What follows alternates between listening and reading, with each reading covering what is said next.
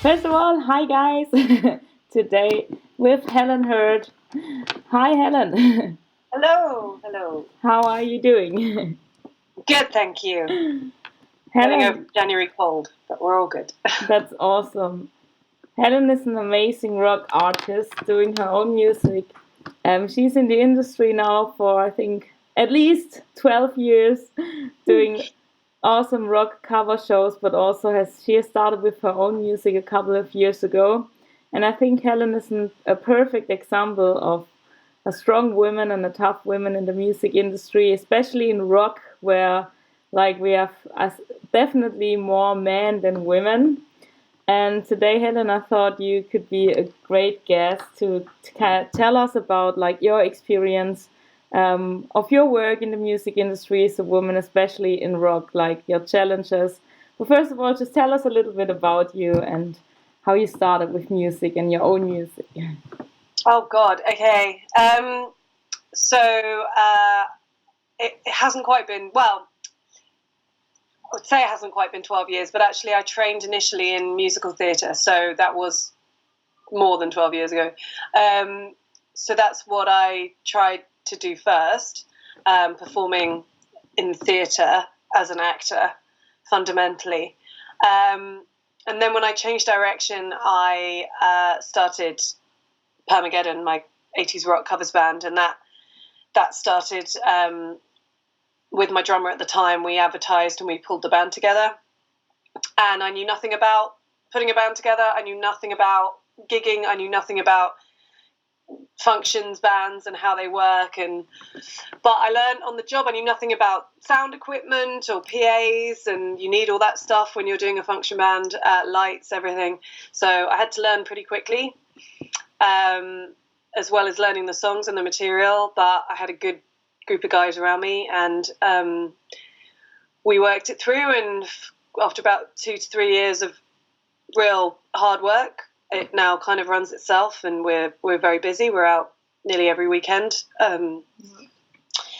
generally only weekends because we're loud. And then from that, I got some other projects, such as Women in Rock, which was, I don't know how much you want me to go into at the moment, but it's all a female fronted badass women who sing rock music.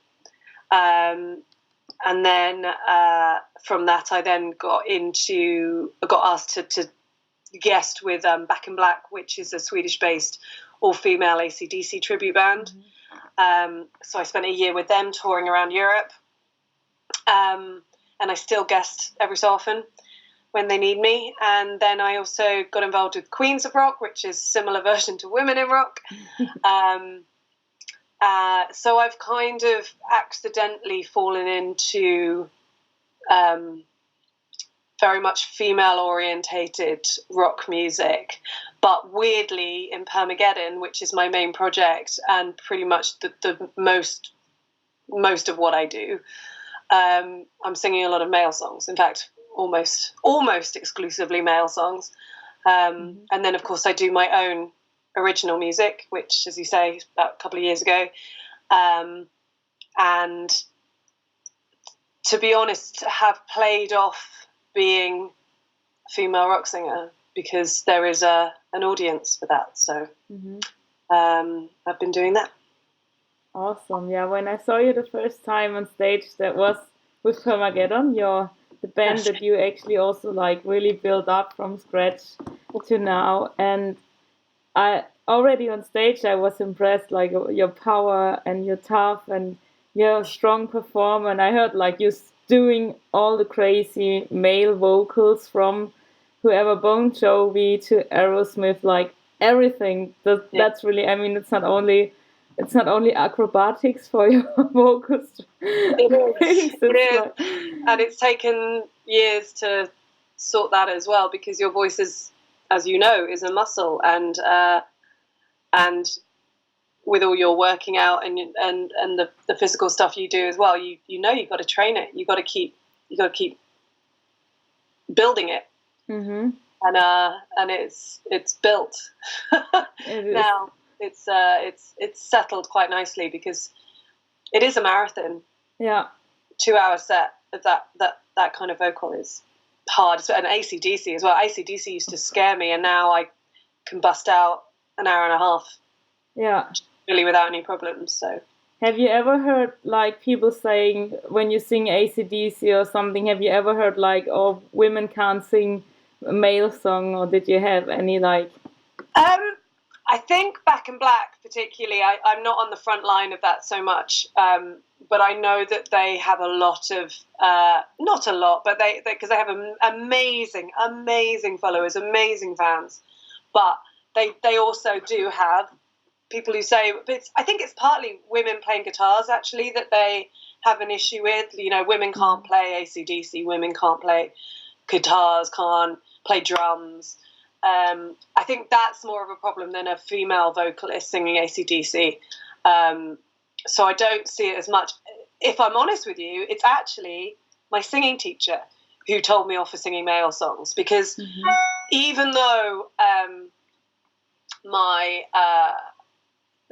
the songs we sing, those 80s rock songs, are so high, and you kind of think, God, you know, those men are singing so high, like, must be so much easier for a woman to do it.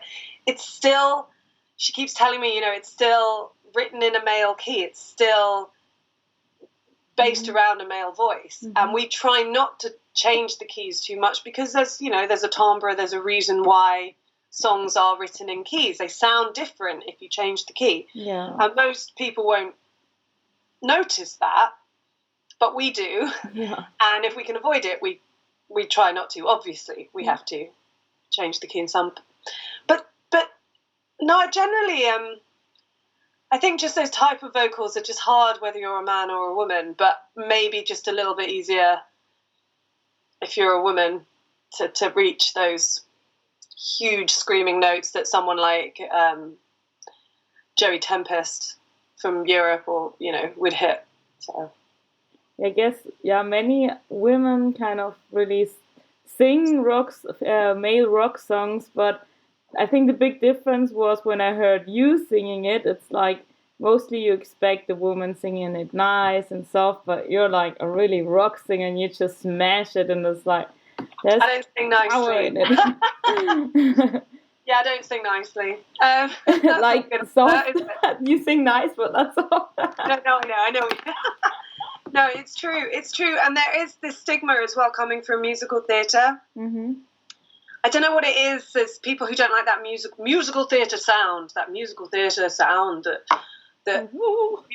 performers are supposed to have. But actually, what I found, my experience, was that the training I got for my voice at drama school taught me how to manipulate my voice. Because if you're performing as an actor, you're playing different characters, you're putting on different voices. You have to know how that actor would sound as well, and so you're taught the physiology of your larynx. You're taught how to manipulate it to make different sounds, and so I find it a bit, I don't know, I'm going off on a tangent, but a lot of people say that, you know, musical theatre performers just have this very dramatic, like, raw, jazz hands, pretty sound, and actually what it's done for me is for me to kind of go, I'm singing rock music, okay, well, I'm like ballsy, hard, like, obviously it's trying to do it as safely as possible, but manipulate my voice so that it doesn't sound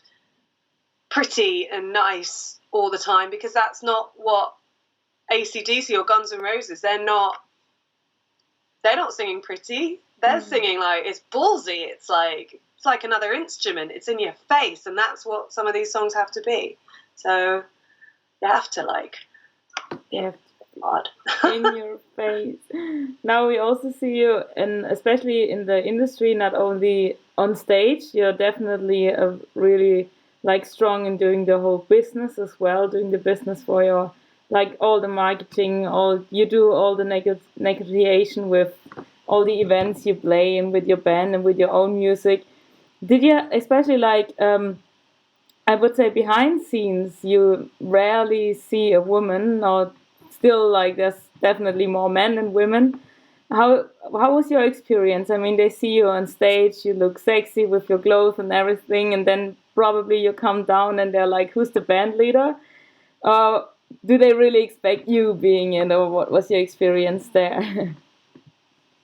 They actually do, and maybe that's just me as a person, that I just boss the boys around so much that they just assume it's me, or they just give me the benefit of the doubt and just go, well, she's obviously the boss, you know. And also, I mean, it is obvious because once you've been chatting to these clients over email or whatever, and then you turn up and you're the only female, they know that it's, you know, it's me. I did have one actually this weekend.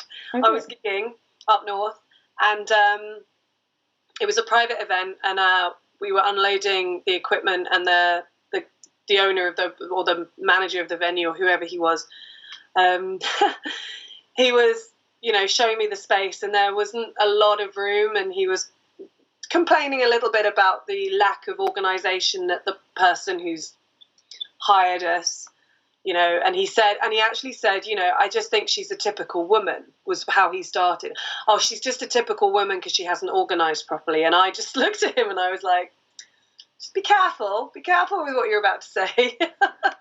I mean, I didn't take offence to it. Yeah. It is what it is. But I don't know how boys, I say boys, I don't know if maybe that's not PC, sometimes, the guys. Sometimes it is boys. I know they would get stuff done without me. I know they've done a few gigs without me. They do make it there. They do turn up. They do, and maybe, but I'm amazed because, you know, I give them as much information as possible and they still want more because they're still not quite sure what's going on because they haven't read something or they haven't, you know. So I definitely crack the whip certainly with my band. Mm-hmm. And people do seem to know it's me. And I say maybe that's just my personality. Mm-hmm. And they just think, well, she's a bossy lady. She must be the one in charge. Well, do you feel like you had to become like that, or was it like you've always been like that, or did you experience challenges? Because obviously you come like from a completely different background, which was musical, and with musical, I guess there's like more a political system behind with doing casting shows and everything, and probably the things are more structured, like you have a casting director and everything's kind of different. But when you came into rock, like what were the challenges that you had, or what was the experience? Did you become bossy like that? Did you have to become, or was it always you've been like that? Always been bossy. I've always been bossy. I have an older sister, so I was always the bossy youngest. And I've always been good at admin. I've always been good at organising. That's just a trait of mine. Mm. So I already have those traits, but I think the hardest thing I found with the band was managing personalities. Mm-hmm. It's managing different people and how, especially in this modern world with everyone emails or texts or WhatsApps, and everyone has a different preferred way of communicating now. You know, for example, my bass player has only just got a smartphone and he still checks his emails maybe awesome. Once a day if you're lucky. He's got a bit better, but sometimes it was like once every 3 days. So it was hard to work out how to communicate with everyone because there's quite a lot of communication involved and a lot of organising. And I think initially I took a lot of things personally. Mm-hmm. And maybe that's a female trait. Mm-hmm. I mean, I don't want to generalize, but I do think, you know, we're more. My experience of men is that they might be very laid. They're a bit more laid back, but they're also they're quite chilled. So they might, you know, have an argument or something, but then it's over very quickly and they move on and they just get over it. Whereas, you know, women are more likely to hold a grudge or be a bit more emotional about it, dare I say it. Yeah. So, I was like that, and I would take things to heart, and I struggled with relationships with my band members, mm-hmm. how I was communicating with them and how they were reacting to me. And it took me a lot of my, soul searching myself to learn how to communicate with each one of them. And that sounds quite dramatic, like I've got to be different with each person. That's not how it is, but it is about, and it's the same with anyone. It's, it's reactionary. It's, how you deal with a certain person and what you say to them and how you approach them, and everything is then reflected back to you as to how they treat you. And that was the hardest thing. Mm-hmm. That was the hardest thing I've ever done is managing people. Mm-hmm. More than any of the admin and the organizing. Mm-hmm. Yeah, I can imagine. I mean, especially also with my experience in the music industry with musician, I've done a vlog already about it with Women on Board, where I said there's definitely, I mean, us women, we are very sentimental and sensitive, and we take things personal very easy or very quickly, whilst men, they care less, although they do care, but they don't take it personal, like they're just direct. And I think that's definitely something you have to learn. I also talked about that's a benefit that we can learn. Probably we would never learn that without working together with so many men. Yeah. What was your kind of also positive outcome from all the learning processes you had in that industry? Well, it all kind of reflects back into your everyday life, doesn't it? I think, you come across the obstacles like learning how to deal with people or a specific person, say, and when you've worked it out, I don't want to be too specific because I don't think it's fair on, whoever I might be talking to, or talking about. But for example, there's a specific person who we had quite a fiery relationship because he would take things quite personally, and I'm just quite keen. I would push quite hard if I wanted something to be organised. I didn't think it was getting done. I could push, and then he would take it personally, and we'd always end up having an argument, and then I would always want to fight my case, mm-hmm. and stand up for myself, and so would he, and we just end up having raging rows. And what I learned to do was to let him yell at me. When we got to that point, just let him yell at me, and don't say I don't stand up for myself, but just listen. Mm-hmm. Just listen, and then very calmly reply, mm-hmm. when he's finished. Mm-hmm. And that revolutionized everything. Okay. Now we don't argue, mm-hmm. anymore. In fact, we get on really well. Wow. Because and that has helped me, in personal relationships, in intimate relationships, because I do still get hot-headed, but it's the difference of learning just to be calm, just to kind of mm-hmm.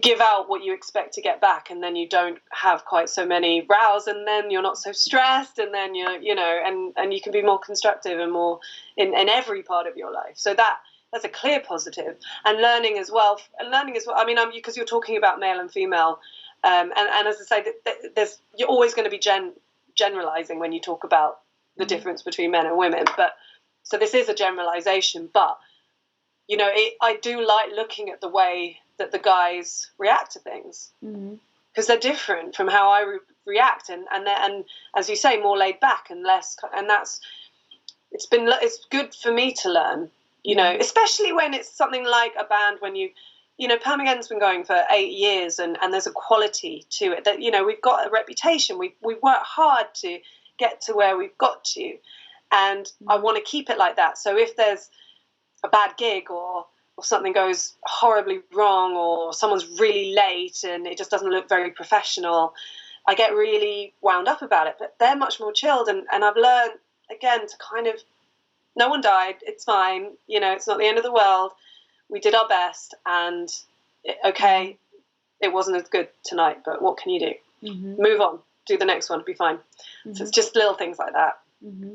Yeah, you brought up some really good points, especially what we can learn from men, but also how we can use our sentimental side to, for example, overcome barriers or like to overcome whatever challenges that appear, especially when it comes to problems. I think I've experienced that as well, that maybe that's kind of a female thing, but when when there's really something going wrong, then you see more women, they can like still keep on focusing and still like motivate people to say, come on, let's move on, let's just do the best what we can, and next time we do it better. Don't be sad about it, next time it will be better. So there's definitely that the warm side that can help us.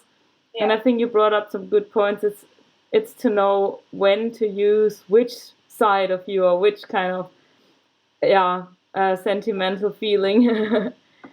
And then when to be a bit more kick-ass, which Back in Black are, for sure. They don't take any, am I allowed to swear? They don't, you know what I mean? They don't take any crap. And a lot of their kind of trolling or negative stuff is usually online, you know. It's just written social media stuff, so they deal with it. It's just learning the balance between calm and understanding, and then badass. And for me, you seem like you always seem to know yourself so well, and you seem to kind of stand up for yourself. So, and also like you for me, when I see you, you seem to be really comfortable. You know who you are, and you told me already like this was a learning process, and also you've started with your own music a couple of years ago. Was that something also that was connected when you said like you found yourself, you start your music?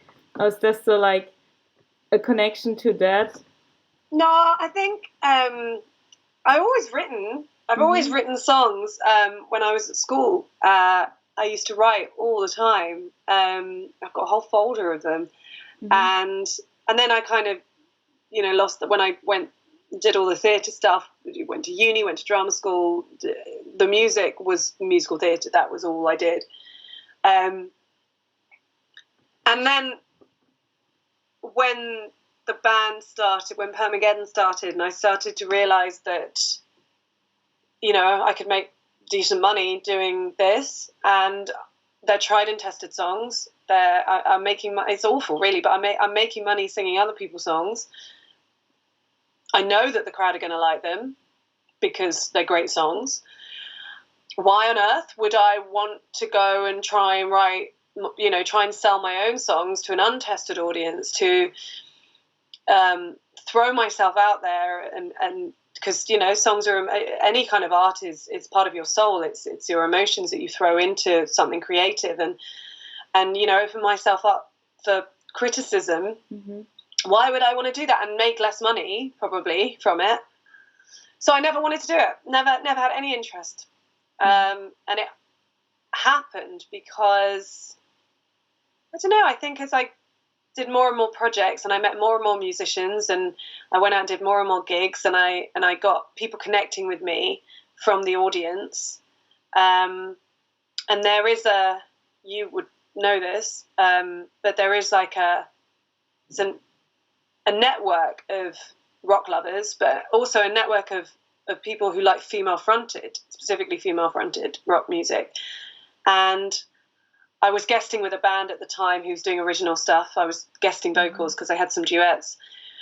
Had some great opportunities touring with them, met some amazing musicians, and it was fun, and it was different from Permageddon. And I thought, well, I've got an audience now. I've got people who actually want to hear, who are willing to listen, and they're nice, and they'll be supportive. So let's give it a try. And now I actually enjoy the creative process again because it's therapeutic, isn't it? It's like poetry. It's like art. It's it's putting your emotions down on a piece of paper and trying it out with a bunch of like-minded, incredibly talented musicians and seeing what comes out. Absolutely. And you said you were guesting on with a band. It wasn't just a band. There was like Eden's Curse, massive crowd, and you were even at the O2 and doing a UK tour. So it's like really a cool big thing, and it seems now, okay, she's already on top stages, but I know that you also had like challenges to get there. Can you tell a bit about your experience? I mean, right now you are already obviously not even a professional singer, also professional artist, but maybe also if you would kind of go back to your younger self and look back, like what's the way up there, and what would you kind of advise your younger self or to younger artists? For me, it was always the trouble I had was believing in myself, believing if I was good enough, and I still have that. Oh my God, I'm constantly. Listen, I posted a video the other day on my social media. I did a cover of a Lucas Nelson song because the lyrics were appropriate for that particular day. I'm not going to mention the B word, but anyway. And I wanted to do it, and I wanted to sing it because I love that song. And you know, it was just an easy, like, put the phone in the, you know, film one take, good enough, put it up, because it was a point that I wanted to make. And I'm still listening to it going, should I put that up? I'm a little bit pitchy here. Oh, it's not quite, you know, and I am constantly doing that. Constantly. Not when I'm performing, because when I'm performing, I'm in the zone and I'm having fun. But if there's any videos after, if there's any social media, I'm not posting unless I think it's great. And then sometimes I post and then I listen to it again going, oh, I shouldn't have posted that because actually it's not that great. And that got to a point, certainly when I was at university and I was still trying to study, that you know, it became crippling. It became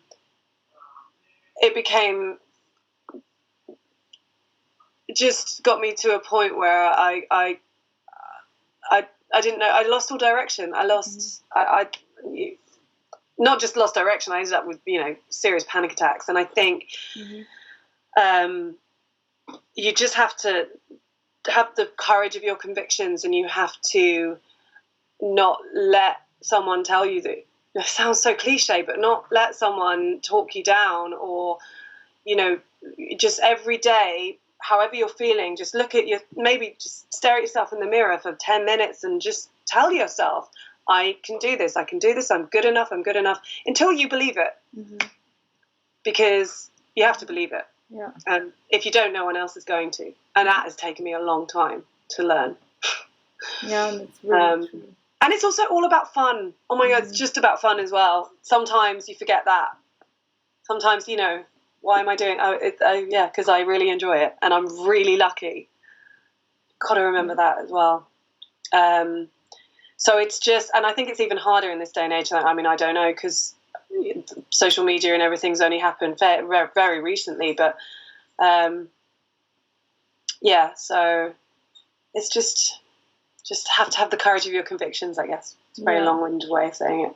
Very true. I mean, you already receive, always when you're on stage, you will always receive critiques from other people. But I think also over the time, I mean, first of all, most people struggle because their best or their worst critic or like the worst critique they get is from themselves, like how they talk about themselves. And I think that's also the most important thing if you really want to like make it there or get a career in the music industry. Then first work on yourself, and then you also learn how to handle with other.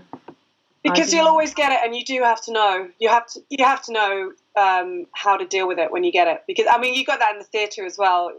Every show in London is reviewed, and not everyone's going to like it, and that's okay. And you know, you're only doing your best, and if someone doesn't like it, well, okay, it's not their taste. You know, not everyone likes rock music. Yeah. Some people hate it. Some people. I'm not a big fan of, I don't know, house music. It's not my thing. I'm not going to put down the artists or the musicians or anyone else who likes it, because it's a different vibe. It's a different way of expressing your creativity and your talent. But some people don't necessarily see it like that, and they're just quite happy to put you down, and because it makes them feel better. And okay, if that makes them feel better, let them do it. But I'll just carry on and just ignore it. Yeah. The other thing, the other thing I've learned is to just, you know, if people aren't if it's not working out for you, and there, you know, there's people I've worked for who chose not to work with me anymore, that's fine. I don't need them in my life, so I don't think about them. I don't watch them on social media. They're not in my life anymore, and they're getting on with whatever they're doing, and I'm getting on with whatever I'm doing, and we just leave each other alone. Yeah, you learn how to not give a shit. Little bubble. Basically. Live in your little bubble and do what's true for you, and you know, take advice if you want it, but only take what you need, only take what you want. Don't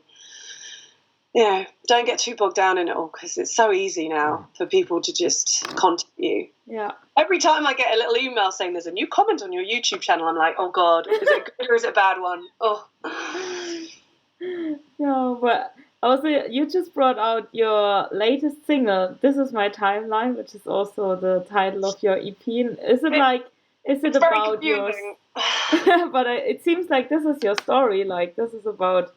That's what it is about, actually. Yeah. This is so I've actually called it Timeline because This Is My Timeline was the name of the EP, and Timeline isn't on it, so it's all very confusing. But Timeline was the first song I wrote when I started seriously doing originals, and then it didn't actually make it to the first EP for various reasons. In fact, we rewrote it quite a few times because it wasn't working. There were little things, little tweaks. You have to be ruthless. You have to be prepared to criticize your own work as well. And just like the other day, we had this whole song. I was sitting with my producer and we were like listening to it, and we both quite a few times for quite a few months we've been going, not sure about this chorus, I'm not sure about it. And eventually we went, chorus has got to go. It's got to go. It's not working.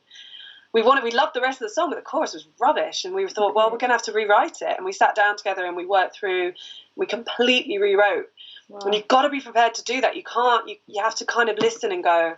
Wow. And that's, Timeline just wasn't ready. It wasn't ready to go on the EP. Okay. And so we did loads of work on it, and now it's ready, and that's what we put out. But it's a comment on, it's a comment on social media, obviously, because This Is My Timeline, but it's also about, it's reminiscing. It's about, you know, when I was a kid, I have such fond memories of like playing in the street with my bike and my rollerblades and getting dirty and seeing my friends and eating sweets, and you know, outdoors, we'd go out and that's my timeline. Like, that's, you can't, you know, I've got photographs that you had to wait a week before you could see them, and if you didn't like them, you can't add a filter to it. You can't, you know, that's my timeline. You can't criticize that. You can't. No one can write a comment at the bottom of my Polaroid was on my mirror. You know, it's things like that. Awesome. It's just the difference. It's it's just a comment on social standards, I guess. Very smart. Yeah, really well kind of connected. What else can we expect from Helen Hurd? Well, I'm writing a lot actually at the moment, and I've got enough. I'm working on enough probably for an album. So I'm thinking. Awesome. You know, again, at this day and age, what does that even mean anymore? An album or an EP, or like people, you know, just releasing a song at a time. But I've certainly got enough for a full album. I'm just getting them to the point where I want them, where I'm confident, where I'm happy with them. Mm-hmm. And that could be forever, but I will stop at some point and go, right, they're good enough. And then I don't know. I'm thinking. There's a few things. There's a few places I'm thinking of hitting up. There's a few. I'd like to take it out on the road, but I'd probably like to do it as a tour rather than odd gigs here and there. I think I want to hit hard. I'm beginning to think now, these little drip feeds. There's no rules anymore. Everyone's doing different things. Everyone's doing gigs here, and then there's another gig here, and then you could set up a gig here, or you could do. But sometimes I think you just get everything ready behind the scenes and then hit hard, and that's what I'd like to do. So it probably looks like I'm not doing very much because I'm releasing a lot, but I'm paddling like crazy under the water, you know. I'm working really hard. So hopefully maybe in the next year there'll be an explosion of music from me. Yeah. might take a bit of time. You're definitely one of the most, like, the hardest working people that I know in the industry. So definitely we all, like, even though when you say, like, you can't see what you're doing, I think everybody can see what you're doing. Like, this is crazy. Every weekend, every week, 3 or 4 gigs, and still doing a daytime job and doing here and there stuff. It's crazy, your own music. But tell us where we can find you and follow you, because there's already music out, so they don't have to wait so long. They can already listen to something. My social media is all like, so my Facebook and Instagram is Helen Hurd Rocks. That's Helen Hurd, Hurd Rocks. That's Instagram I'm the most active on, the Facebook as well. And then my website is hurdmusic.co.uk. Mm-hmm. And you can find me on Spotify at the moment under Helen Hurd and the Mavericks, because that's my band that I've been writing with. But the stuff I was talking about earlier is probably going to be solo, so I might just become Helen Hurd. But anyway, it's all Helen Hurd. So it's an unusual name. I'm quite easy to find if you Google. As long as you spell my name right, we're all good. That's awesome. Yeah, so I will definitely link it up, maybe because my album will be about equality, tolerance, strength, and empowerment. So maybe one last sentence about that, and also hopefully a song with you. Then there, I want to have at least one song with Helen on my album. But maybe one last sentence you can say about, like, the topic. What is your advice? Your kind You're of. not expecting me to do that in a sentence, are you? I talk forever. Okay, so I am going to say a bit more than a sentence, if that's okay. I have never really bought into this, like, trying to be a victim because I'm female. I've never bought into this, equal, like, we're not equal, we're not treated as equal, we are sub-citizens. I've never liked it, and it's because we're looking at it from a negative point of view. We're looking at it as a victim. We're saying we're a victim. We're not.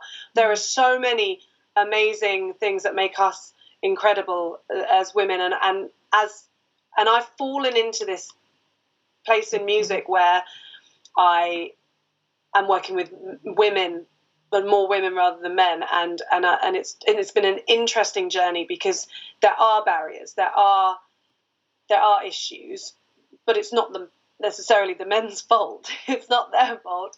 It's just the way society is, and how history's developed, and how we are made physically.